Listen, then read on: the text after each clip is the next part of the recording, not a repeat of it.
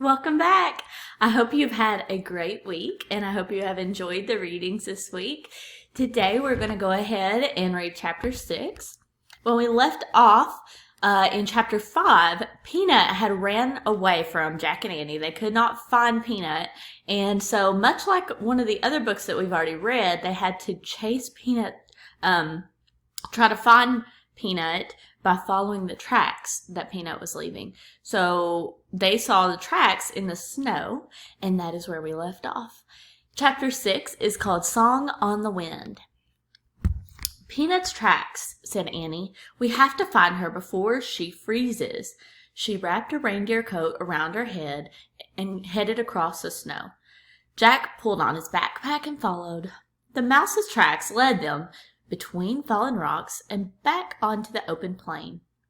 The wind blew harder. Snow swirled over the ground, covering the tiny footprints. I can't see them any more, wailed Annie. What do you think wailed means? What kind of emotion would it be if Annie was wailing? Yeah, it's crying. She and Jack now stood in the middle of the plain. They stared at the wind-swept snow. The mouse's tracks had vanished. Yikes, whispered Annie, staring up. Jack followed her gaze. On one of the cliffs was a tiger, a giant tiger with two long, sharp fangs. A Sabertooth, said Jack.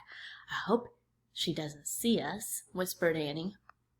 Me too, Jack whispered back. We'd better head back to the treehouse. Jack and Annie stepped very softly across the snow. Then Jack glanced back at the cliff. Sabertooth was gone. Oh, man, he said. Where is the Sabertooth? Run to the trees, said Annie. He and Annie started running. They ran over the snowy plain, heading toward the tall, bare trees in the distance. Suddenly, Jack heard a crack. The ground caved in, and Jack went with it. Annie fell beside him. They crashed down onto a heap of branches, snow, and earth.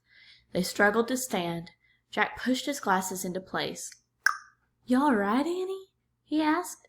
Yeah, she said. They both looked up. They were in a deep hole. All Jack could see were gray clouds moving overhead. This is a trap, Jack said. The Cro-Magnons must have put branches over this hole. Then the snow hid the branches so we couldn't see them. There's no way out, said Annie. She was right. They were helpless. The pit was too deep to climb out of. Why do you think the Cro-Magnons would make a pit like this? What do you think the purpose of it was? What would they use it to hunt, maybe? Yeah, probably. Okay, now, what do you think is going to be how do you think they're going to get out of this hole? Who or what might help them? Any predictions? Let's see if you're right. Here we go. I feel like a trapped animal, Annie said. Me too, said Jack. He heard a yowl in the distance. The Sabertooth, whispered Annie. Jack pulled out the Ice Age book. He found a picture of the Sabertooth and read. The Sabertooth was the fiercest beast of the Ice Age. It attacked humans as well as woolly mammoths and other large animals. Oh, brother, said Jack. Listen, Annie grabbed him. What? Jack jumped. I hear music. Jack listened, but all he heard was the wind. You hear it? Said Annie. No, said Jack.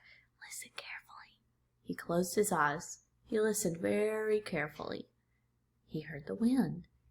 This time he heard another sound too. Strange, haunting music. Ah! Cried Annie. Jack opened his eyes. Staring down at them was a figure wearing reindeer antlers and an owl mask. Do you remember who that might be? It's him! Whispered Jack. Squeak! Peanut peered down at them too. Wait a minute. So they just found the man that they saw in the cave drawings, and who was with the man? Peanut.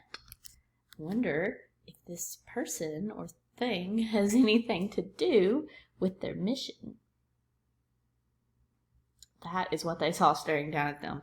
How do you think they felt How would you feel if that's what you saw and you were trapped?